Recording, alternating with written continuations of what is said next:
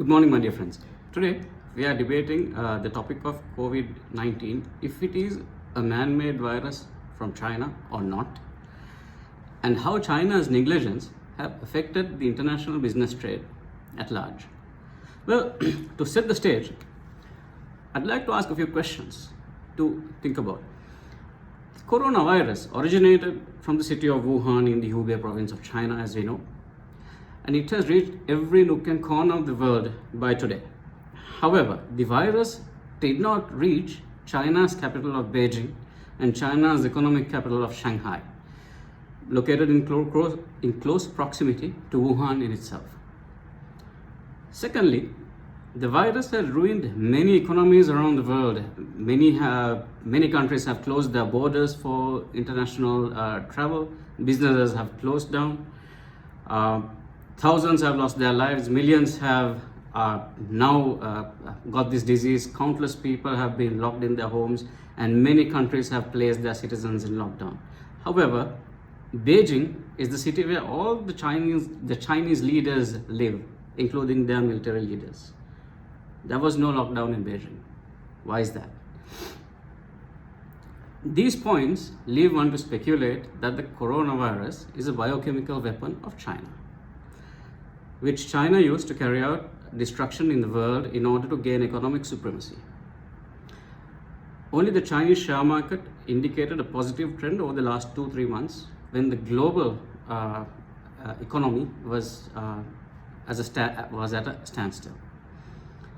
However, on the 18th of February, 27 international public health experts decried false claims that the COVID virus was in fact manufactured in a lab. The World Health Organization followed suit and confirmed that there was no evidence that the COVID-19 was created in a laboratory, and that there was no evidence that the virus was created as a biological weapon. US Republican Senator Tom Cotton and other prominent politicians has floated the idea of the virus coming from a lab, but have stopped short from confirming it. However, these have led political unrest and increased tension among the two countries. The situation, as we know, is rapidly changing, and there is a lot that we don't know about COVID-19, and this uncertainty is creating a vacuum that conspiracy theorists are making numerous speculations. The COVID-19 virus was not man-made, but the same cannot be said of attempts to misrepresent the reality of the virus. My team will bring the statistical data to defend this argument. As you know, COVID-19 has impacted many dimensions in the international trade and world economy. It is evident many macro and microeconomic variables have been impacted from adverse repercussions of this virus. Economic toll of this pandemic continues to mount as a result of drop in economic activities and decline in oil prices have led to a degrowth in global GDP. According to Asian Development Bank, it is estimated that the economic impact of this COVID-19 pandemic likely to cost the global economy $4 trillion in 2020. As per the United Nations projection, global economy will contract by 3% this year. Over the next 2 years, global economy is expected to lose 8.5 trillion output due to this crisis situation. This pandemic is considered to be the worst contraction since the Great Depression in 1930s. As efforts to stop the spread of this virus is ongoing, closure of businesses are having unprecedented impact on the global unemployment level. Over 30 million Americans have filed unemployment claim in US, whereas United Kingdom, the figure has crossed 10 million since the outbreak. Unemployment rate is in US rose to 15% in April, while statistics indicates that US GDP fell at an annual rate of 5% in the first quarter of 2020, largely owing to COVID-19 adversities. On the other hand, oil prices have plummeted as demand for oil has dried up due to lockdowns across the world. Brent crude oil dipped below $20 per barrel to the lowest level seen in the last 2 decades. And WTI price barrel turned negative for the first time in the history of oil industry. The corona pandemic forced consumer behavior to adapt new habits, re-evaluate their priorities, and shift consumption, adjusting to a new normality. With these emerging new behaviors, organizations have an opportunity to accelerate their digital commerce by expanding existing offering or creating new lines of products and services, like retailers rallying to provide contactless services, contactless deliveries, and curbside pickup for consumers. This acceleration will force the way international trade to become more digital and organizations compelled to reimagine their digital strategies to capture new market opportunities. Let's look at the industry impact by COVID-19 global pandemic. First, let us look into tourism industry, which is heavily affected. As per World Tourism Organization, it is forecasted 44 to 80% decline in international passengers for 2020. Also, 850 million to 1.1 billion fewer tourists are going to travel this year. Also, the export revenues, it's going to be declined between USD 910 billion to USD 1.2 trillion globally.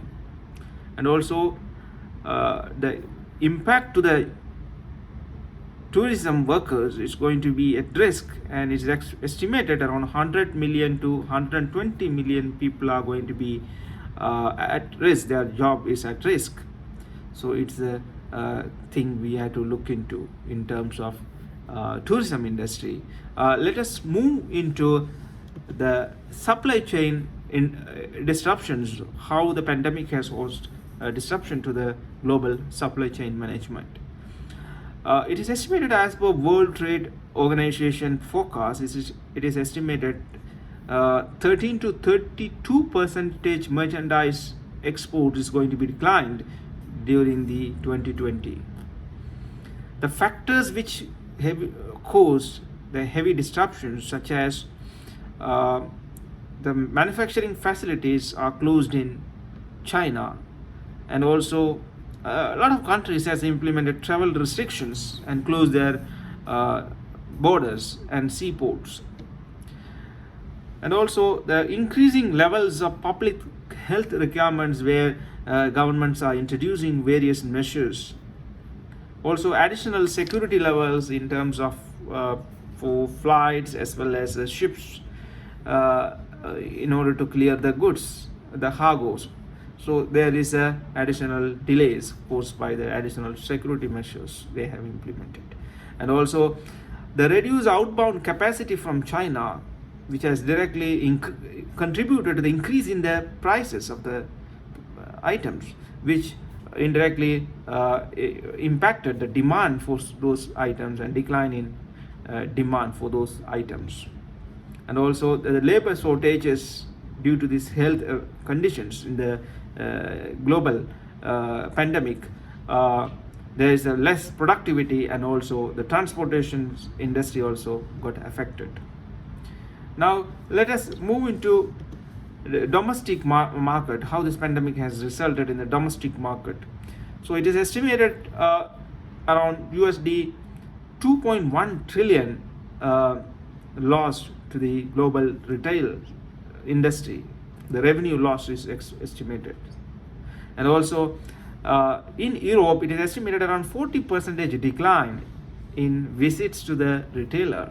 And also in terms of Latin America, North America, and Middle East, it is estimated around 50 to 60% drop in the visit to these retailer sectors. According to my colleagues and the evidence that they brought in, it's very clear that coronavirus has brought down the world economy to its knees. The impact is severe than 2008-2009 global financial crisis. And the expected loss in the global economy is 3% in 2020. The impact is said to be greater than the 1930s Great Depression. According to the International Labour Organization, this is most impacted on informal employees and the small business around the globe. The Asian Development Bank says that loss to the global economy is more than US dollars 8.8 trillion, which is more than the 10% of the global economy, which is serious. And the travel and tourism has been hard hit, and many other industries have been severely impacted. Why? Some say it is a US conspiracy, others say it's a Chinese. US Senate submitted a paper for debate, Corona Aid Relief Economic Security Act, in 2019, January. What is this? Why was a Aid Relief Act submitted for debate almost 1 year before the pandemic? On the other hand, China is the only surviving country, economically surviving country through this pandemic. When you look at the major global economies, Chinese economy is still performing well.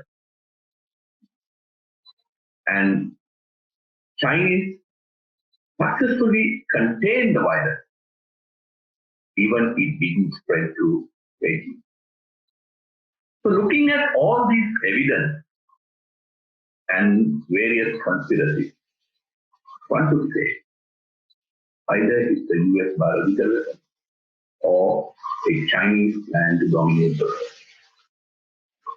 My colleagues will take it further. My team has taken through many statistics on impact on international business due to this disaster situation. And you have seen several arguments by norms and facts. Here we build an argument by Michael Porter's diamond model. This is a diamond-shaped framework that focuses on explaining why specific industries within a particular nation are competitive internationally, whereas others might not.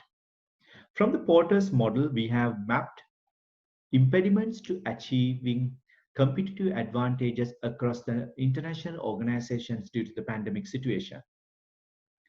The strategy, structure, and the competition have impacted the world organizations' domestic businesses, rivals due to the lockdowns.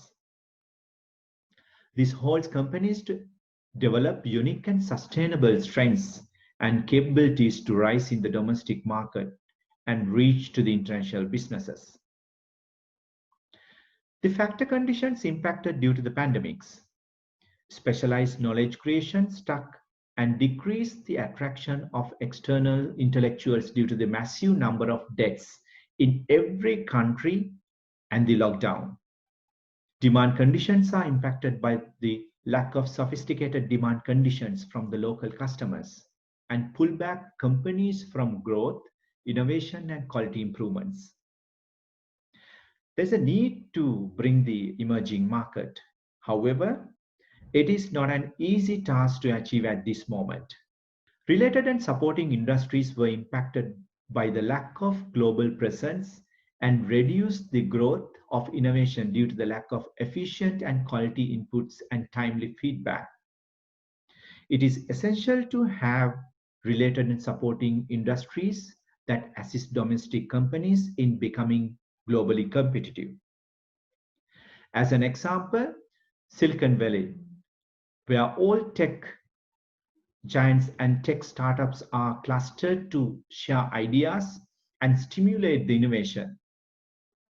Due to the pandemic situation, many tech resources in Silicon Valley lost the jobs, and many organizations filed for bankruptcy.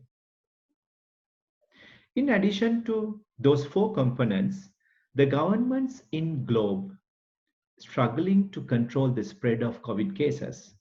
This impact the companies to raise their aspirations and move to the next higher levels of competitiveness. The governments are not able to create sustainable strategies to bring the international business back. An organization will not be able to prepare for the next normal. The last but not least, the chance explained here, the natural or man-made disaster negatively affected many countries and benefited certain countries. Based on the laid down facts and figures, it is visible that certain countries are getting the benefits and certain countries are suffering from the pandemics. Therefore, this theory rationalized the international trade impact on the entire globe. So the arguments that we have laid out by the facts and theory showcased how this man-made own natural virus impacted the entire world. Moreover, these facts and theories prove how China has destroyed international trade due to their negligence. As my team members elaborated, COVID-19 has brought the world economy into a standstill. Social distancing being the most effective way of preventing this virus from spreading, most of the countries in the world went into lockdown, shutting down their borders and also minimizing international interactions, including imports and exports of goods and services. This affected the international trade and business adversely, in return affecting the global economy. As we elaborated earlier, the global economy is set to shrink as much as 3.2% in the year 2020 alone.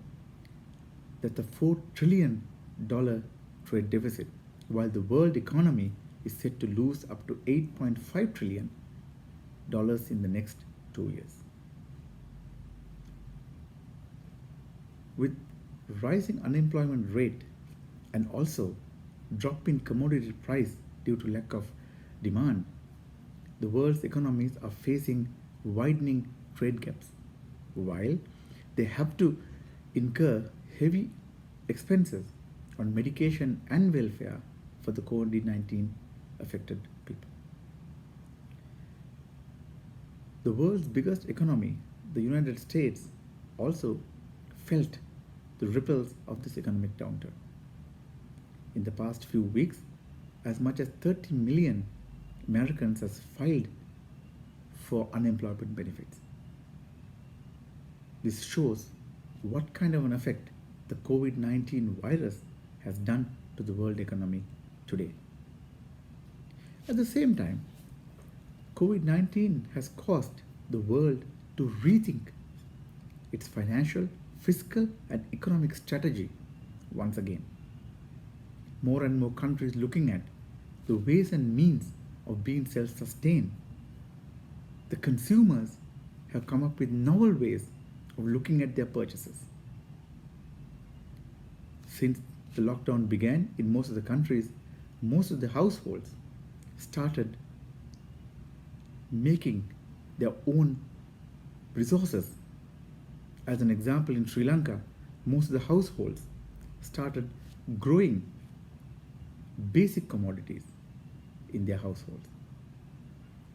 It is safe to say that COVID-19 has brought a new world order in rethinking of economies, how they operate once the COVID-19 threat is gone from the world. Let's all hope that a tangible medical solution being found for the COVID-19 pandemic, and the world economy and the world lifestyle will come back to what it was before the COVID-19 was originated in China, in the Wuhan province, and spread it to the world, bringing the world economy into a standstill. Thank you very much.